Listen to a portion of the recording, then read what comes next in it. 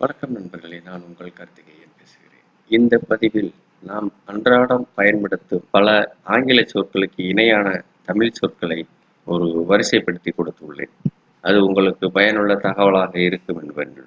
இப்பொழுது காணொளிக்குள் செல்லலாம். நன்றி.